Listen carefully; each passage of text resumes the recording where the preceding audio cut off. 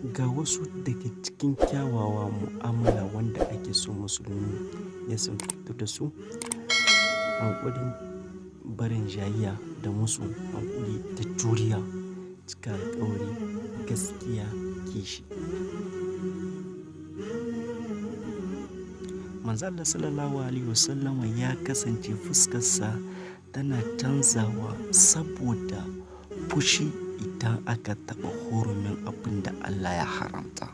Ya zama wajibi ga musulmi ya kasance yana da kishin game gari ga Allah da manzansa, da addinin Allah, da shari'arsa, da malaman al'umma, da kuma kishi akan yaransa da matansa da iyayensa, da kuma kishi akan wurare masu daraja na musulmai. Kada maƙiyan Allah su lalata su.